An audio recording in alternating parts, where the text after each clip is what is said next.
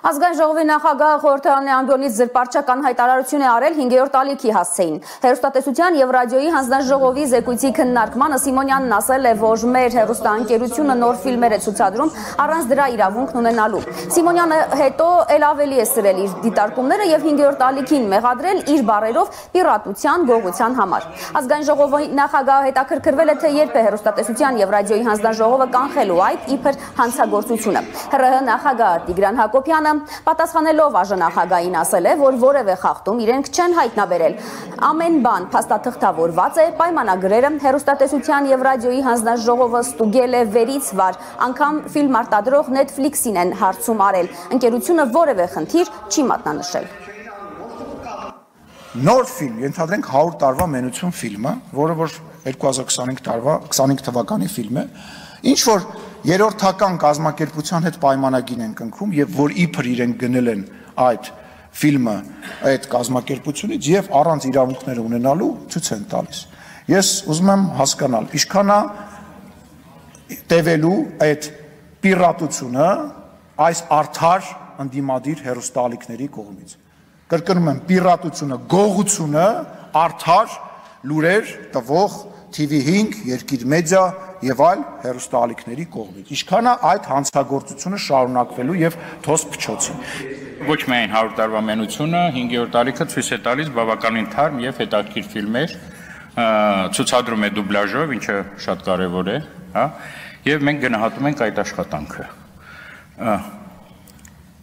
Դեռ 2 տարի առաջ մենք վերից վար ստուգեցինք բոլոր պայմանագրերը, 5-րդ ալիքը պատշաճ գնորդ է եւ որևէ բան չենք կարող անենք։ Իհարկե մենք տեսնում ենք մեջը խնդիր եւ տեսնում էինք, որ այդ սերիալները հատկապես բավականին էժան գնով են գնվում եւ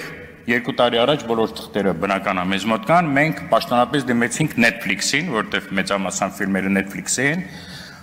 Մենք ստացանք պատասխանը Netflix-ից մոտ 4 ամիս հետո, եթե չեմ սխալվում, եւ պատասխանը այնպիսին էր, որ մոտավորապես բանն եմ ասում, հա, փիլիսոփայությունը դրա կոնցեպտը, որ մենք չգիտենք, մեզ դա չի հետաքրում ընդհանրապես, հա, ինչ ուզում եք արեք։ Բայց պայմանագրերը, որոնք կնքված են, հա, մի ընկերության հետ, որի նաեւ ղեկավարի հետ հանդիպել եմ, խոսացել եմ, որևէ հիմք մեզ չեն տալիս, որպեսզի դա մենք համարենք անօրինական կոնտենտ, եւ այդպիսիք շատ են մեր հեռուստաընկերություններում, որոնք իսկապես պայմանագիր են կնքում եւ ինչ որ բովանդակություն են գնում եւ նույնիսկ 2 միջազգային խոշոր կազմակերպություններ, ես դրա մասին կարծես ասել եմ, 2 տարի առաջ պաշտոնապես նամակ գրեցին եւ շնորհակալություն հայտնեցին ՀՌՀ-ին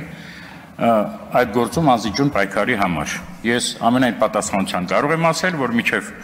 2019 թվականը մինչեւ 80% բովանդակության անօրինական էր։ Օրինակ, մի հեռուստաընկերություն կար, որը այսօր չկա, որը 5 տարվա ընթացքում որևէ հեղինակային իրավունքի, հա, թույլտվություն չէր գնել։ Հիմա այդպիսի դեպքեր գրեթե չկա, եթե ելնում են, մենք դրա համար պատժում ենք։